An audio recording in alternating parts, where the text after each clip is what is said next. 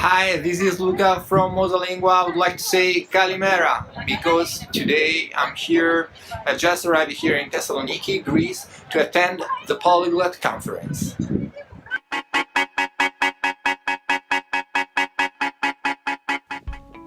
So I'm very close to the venue where the event takes place. I'll meet some extremely successful polyglots and I'll have the occasion to ask the following question. How do you get started when you want to learn a new language? So, what are your first personal steps?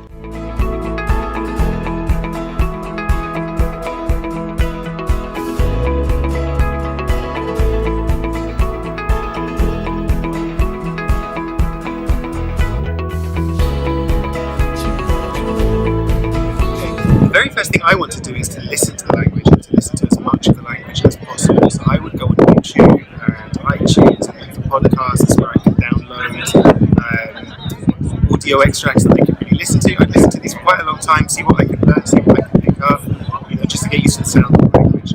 After that, I'm going to want to find myself a course, and I'm going to want to stick with this course for quite a while. So probably I'll look for a course which takes me to an intermediate level, like a teach yourself, colloquial lesson, or anything like that. And I'd work with that for about 3 months, following all of the instructions. You really have to trust the methodology of these books and these courses because they would work and they know what they're doing.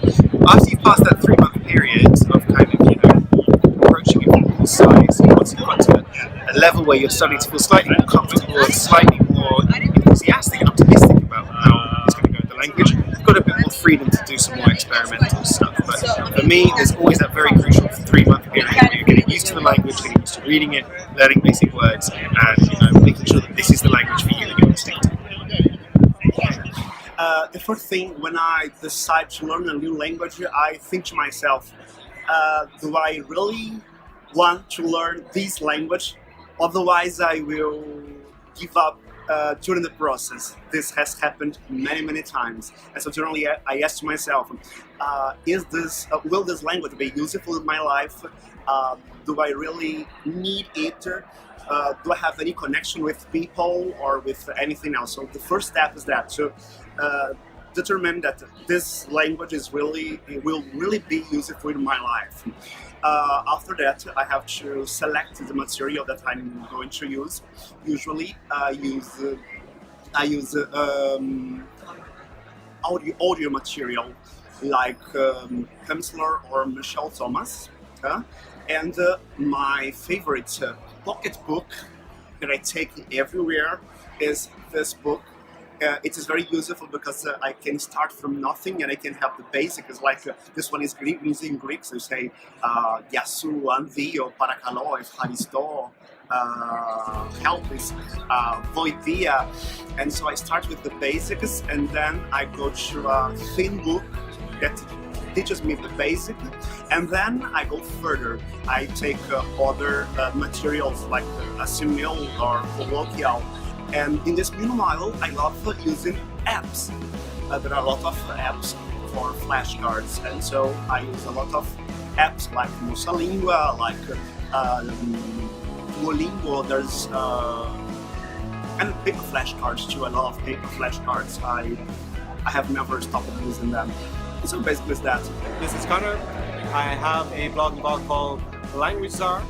And recently, I've been documenting on the blog and on the vlog learning Ukrainian because I started learning Ukrainian a few weeks ago. So the first thing I did is I went to actually the Wikipedia page and I looked up the Ukrainian language. And what I was looking for were connections with languages that I already speak.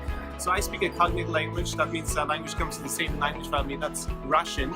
So I knew that from reading Wikipedia entry, vocabulary is actually quite different, but the grammatical structure is pretty similar. So I knew already I don't need to focus too much on the grammar, but I'm definitely going to have to, focus on learning very basic vocabulary in the beginning. So what I did, and I outlined this on my blog, is I developed a strategy and I looked at first pronunciation, right? What are the differences in the sounds? What are particular sounds that might be different for a native English speaker because that's English my first language.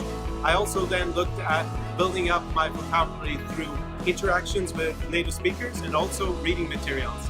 and I looked at several software programs that I either like to use when I'm learning languages or that were new ones that I wanted to test out. So that's how I approach it. I also looked at opportunities I'm going to get to practice the language. So I actually went and I actually stayed in Ukraine for a few weeks and I attended language school there. So that's how I kick-started everything with Ukrainian in particular. So I'm back after this amazing weekend. That's all for this video. To get more hacks, tips and language expert interviews, subscribe to our channel right away. You can also get our free ebook revealing the 7 secret tools used by polyglots to learn a language. You can get it clicking here. Thank you very much for your attention and see you in the next video.